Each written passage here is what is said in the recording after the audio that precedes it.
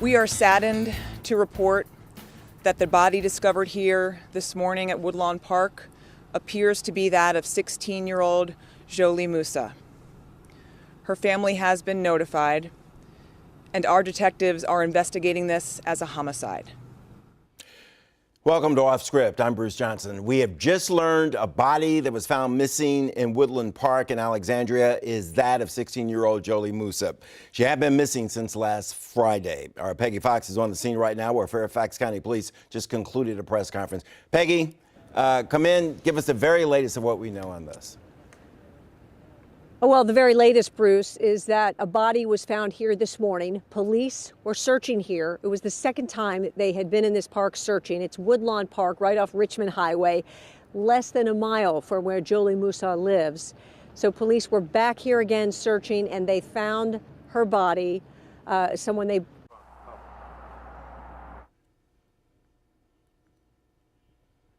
11 a.m. They've been here collecting evidence. They are still here now.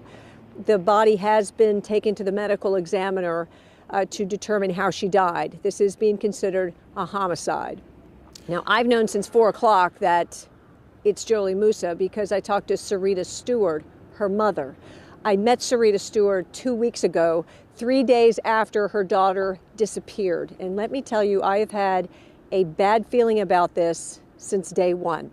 I talked to the family. They all were extremely worried. The stories all matched as far as what happened. Jholie and her twin sister were in their home, the two of them by themselves. The twin sister, whose name is Jholie, told me that Jholie was brushing her hair, doing her hair, and that Jholie was constantly texting. I mean, not texting, Snapchatting. It's very specific, Snapchatting away with a strange man. All Jholie told her sister was he was an African man. And then suddenly, Jholie said, I've got to go. I'll be right back. I'll be right back. She was emphatic that she would be right back. And she went out the front door. There's video of Jholie walking out the front door. She never came home. Now, Jholie wasn't really worried because the two of them had made plans to spend the night with friends. But the next day, Jholie never came home. And Jholie was very worried because she didn't know where she was, and her phone had gone dead. So she told her parents. Everybody came in. Her dad had been out of town. He came in. Her mother lives in Texas. She flew in. I did interviews with the whole family that Monday, 3 days after Jholie disappeared. And they were desperate. They were desperate. They were on computers. They had an iPad that was connected to Jolie's phone, hoping that it would turn on. They were hoping that she went somewhere and that she'd turn her phone back on. But it was like that then for 2 weeks. They had no trace of her. That Saturday, they called police. Police came over. And because Jholie walked out the door, they listed her as a runaway. Take a listen to what police said tonight.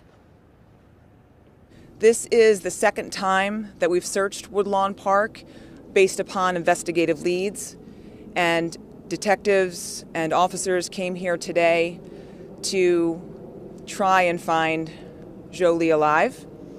We're not going to get into the specifics of what led them to this park at this time. Detectives spent the weekend with the family and had been to the home 4 times since she was reported missing. They've worked very closely with the family, and they have conducted countless interviews with both family and friends in this investigation. Okay, so that's Julie Parker, the public information officer for Fairfax County Police. And I asked her, why was Jholie Moussa listed as a runaway? She left the home, gave no indication that she was running away. She did not pack a bag. She didn't pack anything. She did not even take a charging cord. So her phone went dead. Basically, it just seems incomprehensible that a teenage girl would just run away with nothing, making no plans. I guess police see this sort of thing because when we questioned police throughout these 2 weeks, we were told, well, last year we had 500 runaways, implying that, this is just another runaway. We were all hoping that that was the case. We were hoping that she just wanted a break, that she had someplace fun to go, that she was going to come home. But, you know, deep down, everybody was very, very worried because every lead that came out, you know, a sighting here, that she might be in Norfolk, she might be here. It led to dead ends, you know, and now she's here in this park. How long has she been here? We don't know. Bruce? Yeah. Peggy, which leads to a question. If you listen to the police spokesperson there, this is the second time they went to that park. She says they went to the park today expecting to find this 16-year-old alive. What does that mean? Why would they think she would be? Why are they searching that park once, twice? Why do they think they're going to find her alive? What information are they not telling us? I mean, well, that's a good question. I think all along they've said, look, she's a runaway, she left on her own. And they would tell me when I would talk to the police, I would call them and they said, well, look, there's a lot we can't tell you. And they also put out there that some of her acquaintances were not being forthcoming. So they felt there was a lot of shady, I don't know why they thought they would. Right. That's a lot of questions that we need answered. Yeah, Peggy Fox, thank you so much. I know you've been on this story from the beginning. I also know that you become very close to the family because you've spent a lot of time with them and you're sharing their pain, their grief tonight. So we really appreciate how you've covered this story. And by all means, get back to us if you hear anything else. We're gonna let you go at this point. Peggy, thanks a lot for all of your hard work and your information tonight. Our Mike Valerio is at the Moussa family residence, and he's got some news for us. Mike, are you there?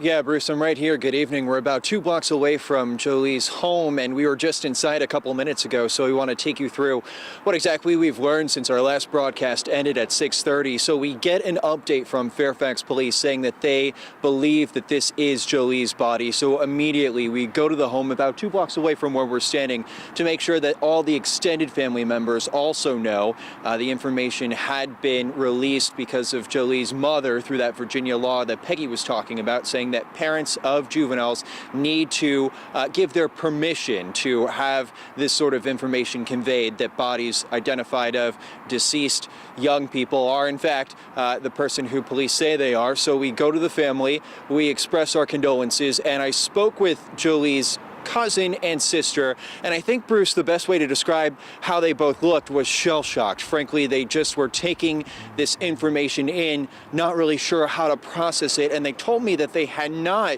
seen the information that was in our inboxes from police saying that they believe that this body is belonging to Jholie. It's a 16-year-old who's been missing for 2 weeks, so they wanted to look at the note that we had in our email, see it for themselves, and they said, hey, thanks for letting us know. As soon as police talk to us in person, not just Jholie's mother, we're going to come talk to you. We're going to find you 2 blocks away from our house, come up to you and talk to you. So hopefully we have some sound and some sound bites for the news coming up at 11. But that's where we stand right now. They seem to be inconsolable, as any family would be. And of course, our hearts go out to them. But that's the latest we have live from Alexandria. Mike Valerio, WUSA 9. Okay, Mike, thanks a lot for that. I think it's fair to say right now that every parent out there ought to be talking to their child and getting into your child, male, female, get into their business. What are they doing on social media? Who are they talking to? Where are they going? Question them. We'll be back in a minute. Stay with us.